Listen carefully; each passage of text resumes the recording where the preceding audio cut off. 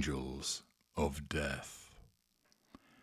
In the sterile corridors of hospitals and nursing homes, where trust is sacred and lives hang in the balance, a chilling paradox emerges. Caregivers who kill.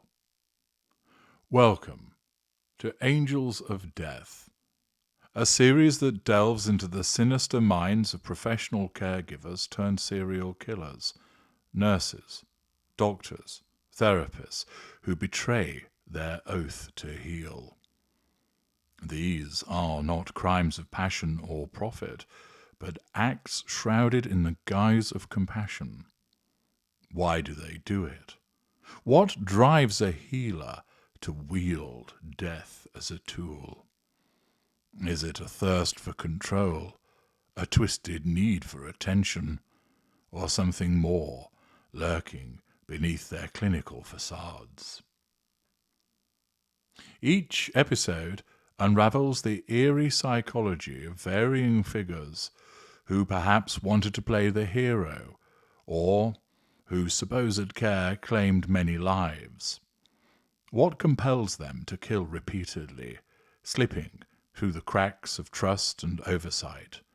Do they revel in the power over life and death, or are they driven by a compulsion they simply cannot escape?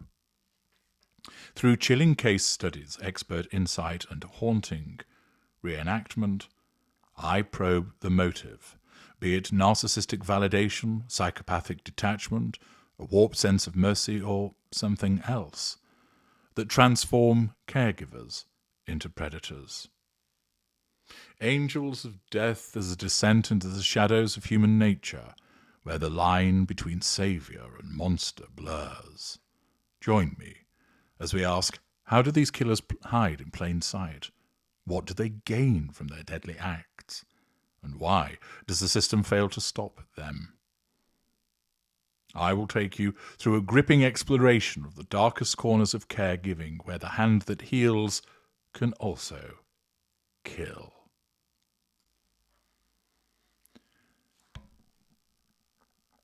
Harold Frederick Shipman was born on January the 14th, 1946, in Nottingham, England, into a working-class family.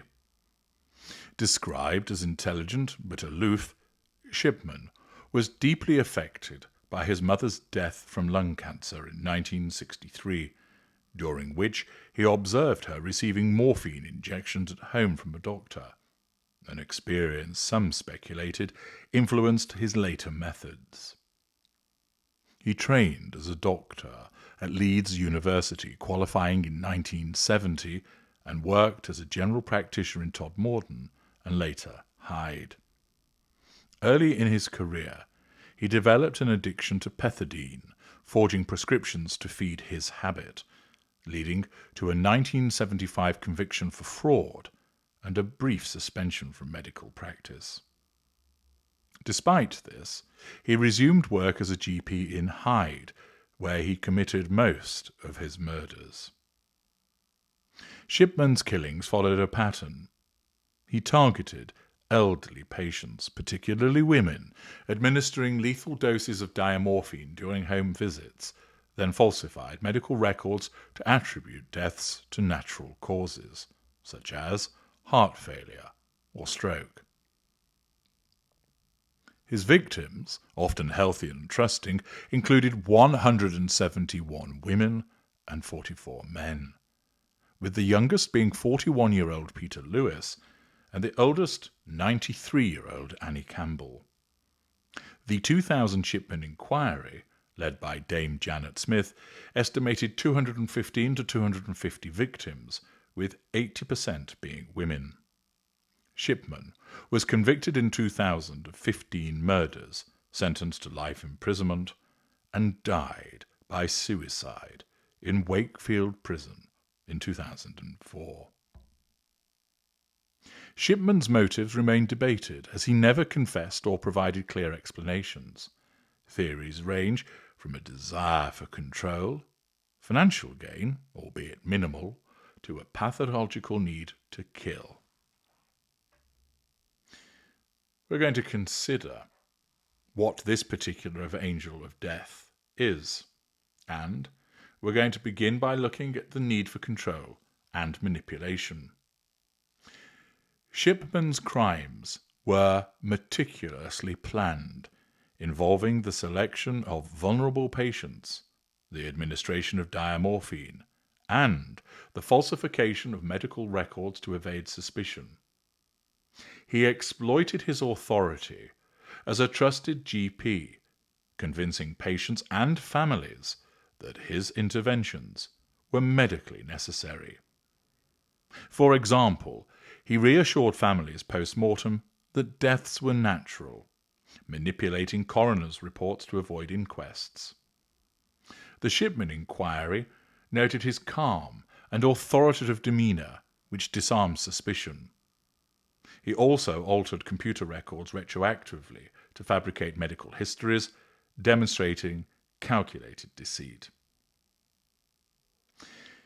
Shipman's godlike control over life and death aligns with the necessity of control that a narcissist would require. He positioned himself as the arbiter of his patients' fates.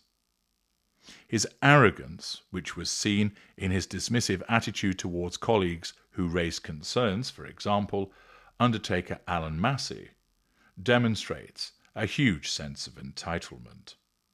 The manipulation of records demonstrates an absence of accountability. Shipman's ability to maintain trust while killing hundreds of patients points to a high interpersonal level of manipulation. His calculated cover-ups, such as falsifying records, reflect a cunning, goal-directed approach typical of the psychopath. He also, evidently, through the exercise of power, obtained gratification. His choice of vulnerable victims and his methodical killing suggested an innate need for dominance, which could well indicate that he had sadistic tendencies. It's clear that the need for control was significant with Shipman, and control being demonstrative in relation to the prime aims of the narcissist and the necessary triad of the psychopath. Shipman's killing of 215 to 250 patients, many of whom trusted him implicitly, demonstrates a profound emotional detachment. He exhibited no remorse whatsoever during his trial, maintaining a cold, unemotional demeanour, even when confronted with evidence of his victim's suffering. For example, after killing 81-year-old Kathleen Grundy, he forged her will to benefit financially, showing indifference to her family's grief. Shipman had a complete absence of emotional response to his crime, and this was noted furthermore by prison staff and investigators. This empathy deficit is seen with both narcissists and psychopaths, although the total lack of remorse and utter indifference to the victim's suffering would exceed the typical narcissistic empathy deficits, suggesting a more severe pathology. His shallow affect, lack of remorse, his callousness were all strongly evident. His ability to kill repeatedly without any guilt or emotional distress aligns with the emotional coldness of psychopathy. The scale of his crimes, spanning over 2 decades, underscores a persistent lack of empathy. I mentioned earlier the potential for sadism. Sadistic traits involve deriving pleasure from other people's suffering. Yet there's no direct evidence that Shipman experienced overt pleasure. For instance, there were no reports of gloating. His callousness towards human beings is better explained by pure psychopathy rather than sadism, as it appears instrumental to his behaviour rather than emotionally gratifying. Shipman's motives were unclear, as he never confessed, but several theories emerged from his behaviour. The Shipman inquiry suggested a possible addiction to killing, driven by the power to decide life and death. Financial gain was minimal. For example, forging Kathleen Grundy's will for £386,000, which led to his arrest, was ruled out as a primary motive. His mother's death and exposure to morphine injections may have shaped a fascination with controlling death. Shipman's persistence in killing, despite close calls, for example, there was a 1990 investigation by Dr. Linda Reynolds into him, suggest compulsive behaviours or an intrinsic drive. Narcissism involves fantasies of unlimited power or importance. Shipman's godlike role in deciding who lived or died aligns with this grandiose fantasy of control. His arrogance in believing that he could evade detection, for instance, dismissing concerns from colleagues, not only reflects a sense of entitlement and a lack of accountability, but reflects narcissistic overconfidence. Shipman's lack of material gain and absence of overt thrill-seeking, for example, he wasn't taunting the police, and often the psychopath will kill for instrumental reasons, gain or dominance, or thrill-seeking, or in other words, stimulation.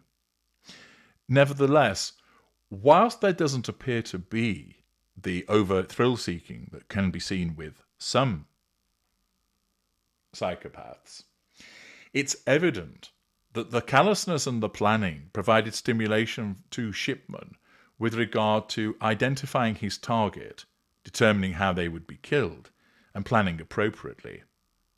Furthermore, his need for control and dominance, which is an instrumental reason behind the behaviour of the psychopath, aligns with psychopathy's callous, unemotional traits. Shipman's victims weren't used to gain sympathy, for instance, in the way that Beverly Allett did. The fact is that he leaned more towards the necessity of dominance and control as necessarily provoking a reaction in relation to the deaths. Of course, he did feed off the reaction of victims with regard to the reassurance that he provides by virtue of being a doctor, and also, of course, the responses of family following the deaths of these individuals. Again, being able to provide them with reassurance that the death was natural so that they felt assured and content. Their reaction not only demonstrated that he was in control, but also provided him with fuel. Shipman was perceived as a dedicated GP by patients, cultivating a trustworthy persona. Yet colleagues described him as arrogant and dismissive. He worked alone. He avoided close professional scrutiny, and he reacted defensively when challenged, for example, berating Dr. Reynolds for raising concerns. That all suggests behaviours commensurate with the haughty dismissiveness and arrogance associated with the narcissist and the necessity of nullification of a threat to control. His early pethidine addiction and fraud conviction indicate impulsivity and deceit, although he did maintain a stable family life with his wife Primrose and 4 children. He evidenced an ability to charm patients whilst alienating peers, a double persona which is far from uncommon in relation to the behaviour of the narcissist or psychopath. Shipman's dismissive attitudes towards colleagues and belief in his own invincibility align with narcissism. His public persona as a caring doctor suggests the maintenance of a facade, part of the prime aims, and also a need for admiration, which would be fuel. Psychopaths excel at superficial charm and maintaining a facade. Shipman's ability to gain patients' trust while killing them reflects this considerably. His stable family life and lack of widespread interpersonal chaos, for instance, there was no reported domestic abuse, does contrast with certain aspects of psychopathy, but, as you are aware, there are differing types of psychopath that manifest. It's evident that he compartmentalized his personality, which is common in narcissists and psychopaths. It is common, for example, in certain serial killers that they present as normal, a bastion of the local community, a solid family individual, whilst they kill people and do so repeatedly.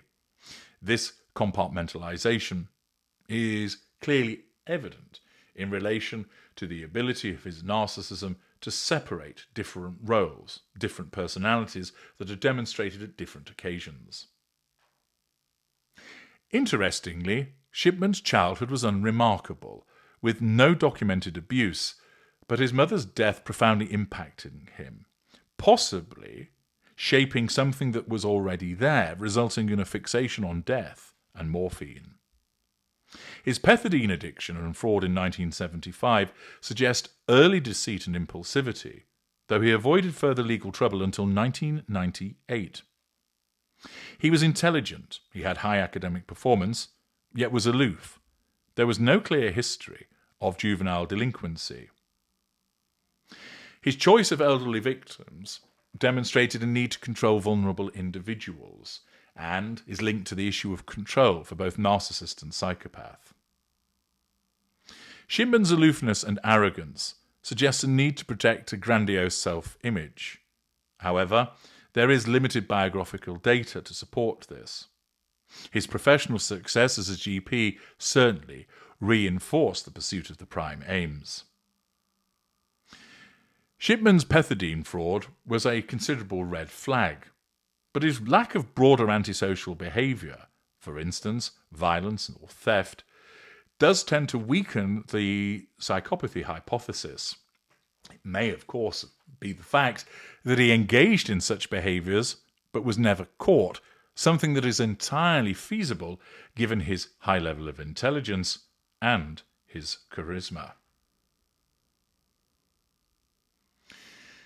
Shipman's arrogance, need for control, and godlike role in deciding patients' fates align with narcissism.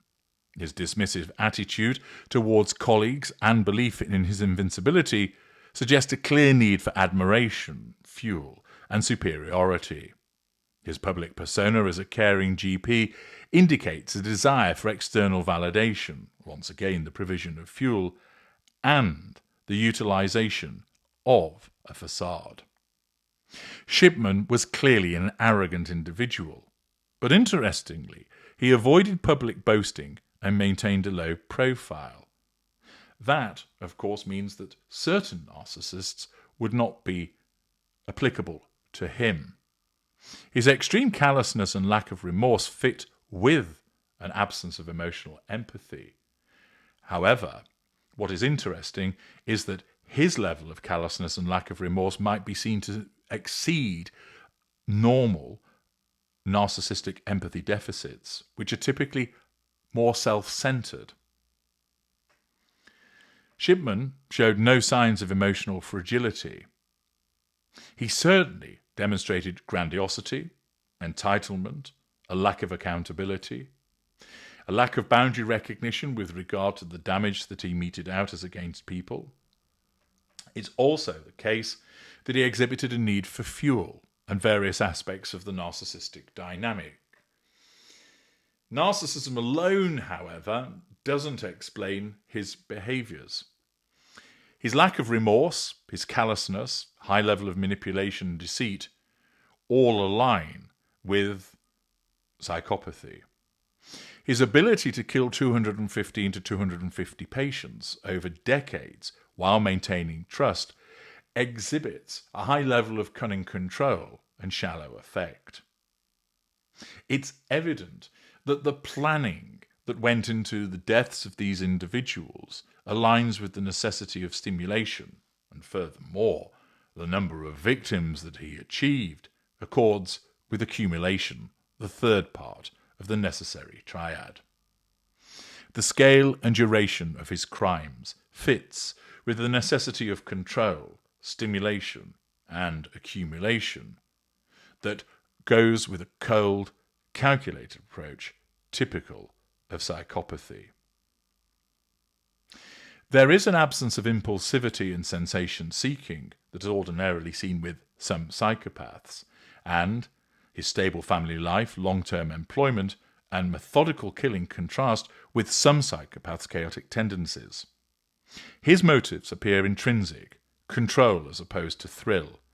There's no evidence of sadistic pleasure or criminal versatility.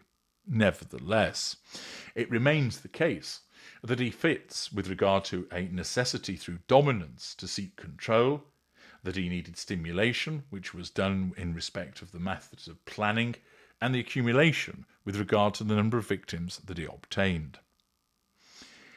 He has an innate need for power and control because he has this fundamental need to control life and death, and the fact is that he appears as an individual that sees himself as a god, which fits with the grandiosity of the narcissist. The killing satisfied a need for dominance, which leaks to control. His methodical approach, use of medical authority, and lack of sexual or financial motives fit more with the necessity of control. There's a compulsive pathology, potentially unique to his role as a doctor. And it may well be the case that the narcissism and psychopathy that were evident were moulded by his mother's death, which triggered fixation on controlling death, reinforced by his medical power. Overall, it's clear that Harold Shipman's psychological profile, whereby his methodical killing of 215 to 250 patients, driven by a need to control life and death, aligns with both narcissism and psychopathy. This has been amplified by his medical authority. He exhibits the core psychopathic traits, whereby his lack of remorse, his callousness, his manipulation and deceit feed into the ability to control, to seek stimulation, to accumulate. Whilst there is a lack of impulsivity that is seen amongst certain psychopaths, this fits with a more evolved, higher functioning type on the part of Harold Shipman. His arrogance, his need for admiration, the necessity of the absence of boundary recognition, his haughtiness and dismissiveness, his compartmentalization, accord with his narcissism.